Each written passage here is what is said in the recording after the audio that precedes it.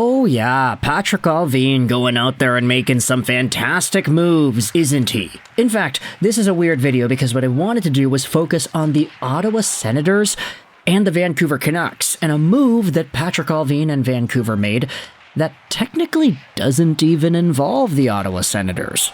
But it does involve a former Sen. Today we're diving into how PATRIK ALLVIN could very well be thanking the sands of time that dictated how the Ottawa Senators ran their hockey club. Because when it comes to one of the latest Vancouver Canucks additions in Erik Brannstrom, oh boy, there's a lot to like about this guy, and it's so much to like that I actually do think making a video about him is justified. Now, the thing is, I get it. You could say, wait a minute, Erik Brannstrom, you're looking at it on the screen right now, Lego, this guy's in Abbotsford. What the hell are you talking about? He's a good acquisition, whatever. And that is very misleading. Because, look, I'm recording this audio on the night of October 27th, it's Sunday right now. There's a chance Erik Brannstrom, by the time this video is uploaded, isn't on Abbotsford anymore. There's a chance that he's actually on the Vancouver Canucks. We had spoken about this in multiple videos, but the Vancouver Canucks have been sending down Artyom and Erik Brannstrom and then recalling them up for game days so that they're able to save cap space. It's a very great strategy. They've done this twice now, and I would not be surprised if later today, or tomorrow, I guess, it's today for you, tomorrow for me, we see Erik Brannstrom and or Artyom get called up once again. If it doesn't happen, then okay, we'll talk about it later in today's show. The Canucks do have a game against Carolina after all. But Erik Brannstrom has had an absolutely great run with the Vancouver Canucks so far. He has been a gift. Not only because his contract is a two-way deal, which sees him making less money in the AHL, thus giving the Canucks some cap savings if they send him down, but also because when he is in the lineup, he adds so much legitimate value to the team. This was all sparked by yesterday's Our Canucks conversation that we'd already made a video about, actually. This was the goals for, goals against chart by JFresh, and on it you can see that Erik Brannstrom is technically the best Vancouver Canucks defenseman in terms of expected goals for per 60, and Ray showed that out with lower expected goals against per 60. He is literally a better defenseman than Quinn Hughes in both of those metrics. And this is not necessarily surprising if you watch the games. You see, Erik Brannstrom has bred new life into that third pairing, with his mobility and his quick-thinking decisions. Especially in the offensive zone, this is a guy who is pretty much primed for offense, and he moves around in the O-zone with a really good bite. Sure, he's not the biggest guy in the world, and physical strength will always come into question when talking about guys that are not huge. But what Erik Brannstrom brings is an evasiveness that we only really see out of guys like Quinn Hughes and Phil Hronek. Now, I get it, it's kind of a straw man argument because the only other guys on the team are big. Soucy, Myers, Desharnais, Forbort. But when you think about what other options the Vancouver Canucks had while Forbort is away from the team and while other defensemen rotate around there, Erik Brannstrom has bred such new life into this third pairing. He's been so good and so underratedly smart and calm as a Vancouver Canucks D-man that you have to start thinking about where everything is going with the conversation surrounding this guy. Now, we brought up that JFresh chart earlier in the video, right? The reason I'm bringing it up is because this was actually posted onto the Our Ottawa Senators subreddit. Canucks fans are already head over heels for Erik Brannstrom. This is because Brannstrom was a former Sen. He was acquired by Ottawa in a trade all those years ago, and he had spent the past few seasons playing full-time with the Ottawa Senators. 53 games in 21-22, 74 games in 22-23, and 76 games in 23-24. He had started to slowly produce more points as his career continued in Ottawa, but ultimately, at the end of the 23-24 season, the Sens had a choice. Do they qualify Erik Brannstrom and his contract for $2 million, or do they let him go to free agency? Unfortunately, for Brannstrom, there were a lot of other guys that were in the pipeline in Ottawa on D, and his overall role just wasn't as prioritized compared to the development of some of those other players. It's not even necessarily that Brannstrom is, like, bad, quote-unquote.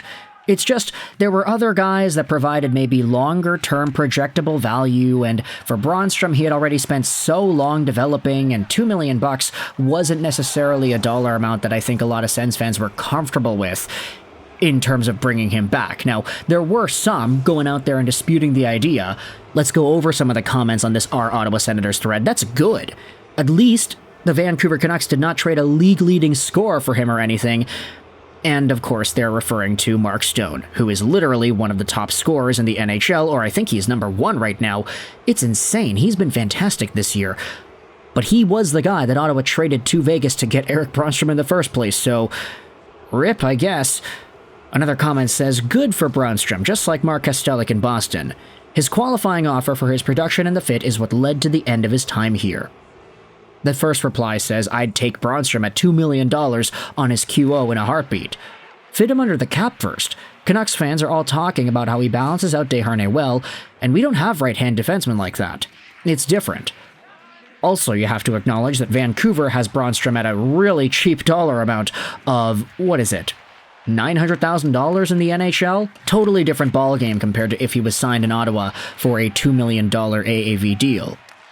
Canucks fan here, this man saved our defense. I can't imagine dealing with Forbort and Desharnais third pairing all season. Susie Myers is already giving us a headache. I am so thankful we got Brannstrom. Him and Lankinen have been phenomenal acquisitions. Now, that's the thing. It's only been 4 games, so we'll take this all with a grain of salt, but with all the factors combined here, the fact that the Vancouver Canucks acquired Brannstrom in the Tucker Poolman trade, how he had signed a cheap deal to go to Colorado only to get traded to Vancouver shortly after, this I think is a really big win for the guy, because there really is a spot right there on the left side defense that is open and up for grabs. And honestly, if Derek Forbort comes back soon, if you wanted to play Brannstrom on the right side, have Forbort Brannstrom instead of Brannstrom and I guess Desharnais, then you have some really good versatility on that defense core. And ultimately, PATRIK ALLVIN grabbing such a useful asset in the trade that was essentially just Tucker Poolman out and paying a price to do it, it brings a lot more life into the way this team has been constructed. There's a lot of nuance here, and a lot of smart pairings going around in terms of trade partners and trade acquisitions. I think with PATRIK ALLVIN making this kind of a move and getting this much value out of a guy early on is certainly going to boost up the Vancouver Canucks morale and whether or not Canucks fans see positive faith in this team. And also for the Ottawa Senators fans going out there and talking about this, hey, it's a little bittersweet to see a guy who was kind of just a flash in the pan, somebody that was a little bit more of an obstacle towards the end of his Ottawa career, being as highly valued and loved in Vancouver as he is. But there still are some reasonable responses about this throughout. Like, here's the comment on the Our Ottawa Senators sub. He was always a good player for us, but with his qualifying offer being at $2 million and Tyler Kleven knocking on the door for that third spot, I understand why we moved on. I definitely would have liked him at $900,000 off of waivers, though. I actually wanted to keep him at $2 million and stash him under the third or fourth line wing for the inevitable defenseman injuries. I would not have signed Perron, but hopefully he is worth it. And you gotta remember he was on waivers earlier in the year when he was acquired by Vancouver. He cleared, and that's why he's getting sent up and down with Archdeep Bain so the Canucks can actually save some cap space. So, PATRIK ALLVIN, he's gotta be thanking the Ottawa Senators right now. Thank you so much for Erik Brannstrom, baby. Now, I know what you're thinking if you're a Canucks fan. Hey, don't the Canucks play off against the Carolina Hurricanes? Where's the video on that, Lego? And don't worry, we will make some other content before that game goes down. I just got to take a little bit of a nap first. So this video will come out, and then we will see when the next video comes out, because there are some things that I do think are worth talking about with the Vancouver Canucks, some trade updates from Thomas Drance, and some playoff odds. But ultimately, this conversation, I felt, was a lot more Ottawa-focused, so I wanted to bridge it up and just kind of split it off here so the Sens fans could have their say in the comment section below as well. But if you're a Senators fan, I want you to let me know your thoughts as to how you feel about Erik Brannstrom and his newfound opportunity with the Vancouver Canucks. If you're a Canucks fan, how do you feel about this guy and the way that he's played for the team so far? I'm saying that PATRIK ALLVIN has got to be thanking Ottawa. Do you agree? Disagree? Let me know in the comment section below. I hope you enjoyed this video. And bye.